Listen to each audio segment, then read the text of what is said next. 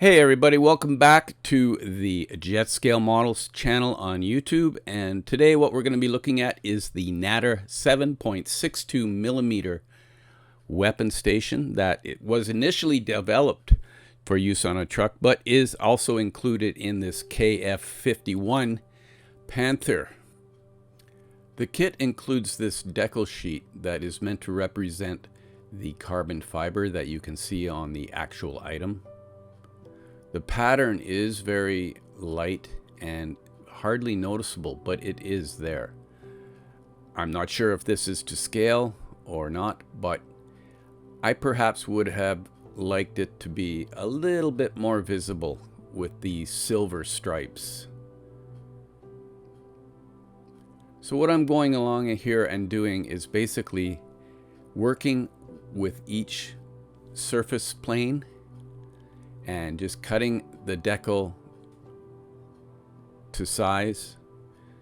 And then what I'm going to do is locate it, and then I'll use some kind of decal setting solution so that it sucks right down onto the surface nicely. And then I'll use a pair of scissors or a very sharp scalpel knife, and I'll trim away the excess once that's had an opportunity to set up and harden somewhat. I haven't seen anybody else actually build this Natter 7.62 millimeter weapon station using this decal sheet, and I can understand why. It is a bit of a challenge, but because I've decided to use all the parts that come with the kit and build it straight out of the box, I am going to go through the exercise here for you to see how I did it. Now, I started off using this microsol, but I found it just was not strong enough, so I switched over to a Mr. Hobby decal softener. I guess it's called mark softener, and everything worked really well. The decal itself is very resilient. It's almost got a vinyl feeling to it, but it's thinner than vinyl, but it is fairly sturdy. So that's what I was using there. You can see Mr. Mark Softener. So I'm leaving all the other parts off, like the glass and that. I'm going to add that after. I primed it out with Mr. Surface Finisher 1500 black because that's a very nice black, gives me a nice smooth surface to put this decal on. So what you can see here is I'm using a Q-tip to gently help everything suck down onto whatever details might be underneath it there. So the whole process takes a fair amount of time, patience, and diligence. But in the final analysis, I think it was worth it. But again, I wish they had made the pattern a little bit more visible because it is a bit hard to see.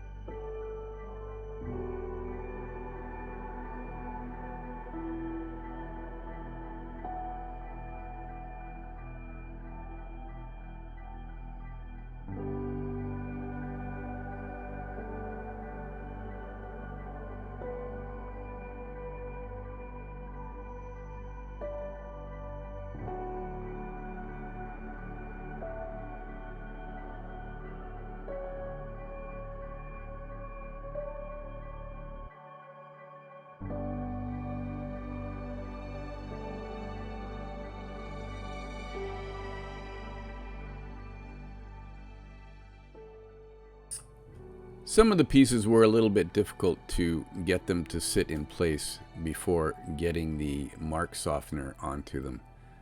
But like I say, this decal is pretty resilient to handling. But I was always being careful. They give you quite a bit of decal sheet to work with, but I always try to keep in mind that you never know how much you're going to need at the end, so I just work with a minimal amount as much as possible. Unfortunately, I don't have any video of the actual putting together of the plastic parts, but it is very straightforward and it should not present any problems for anyone putting together.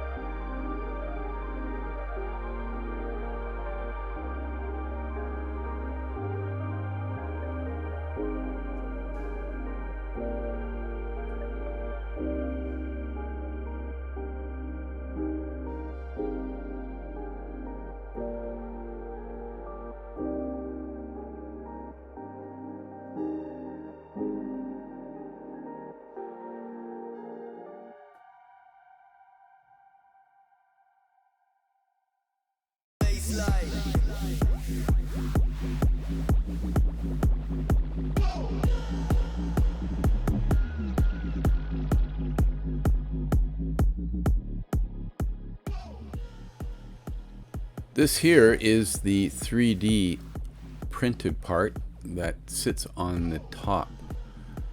I haven't included a shot of the actual machine gun that would go inside there because I don't need to glue that in yet. But I'm just showing you here sort of where it's supposed to go. Just getting a feel for how it ought to be there. Like before, I thought I would try and work with each surface separately. But after trying this a little bit here, you can see I'm trying to figure that all out. I ended up going for just one single piece to fit all three sides of this protective armor.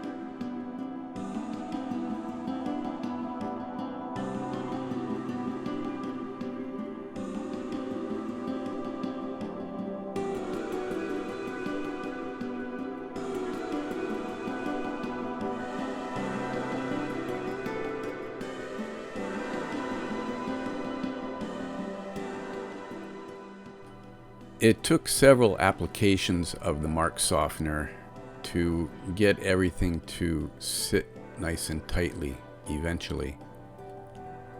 But in the end, I was very pleased with how everything worked out.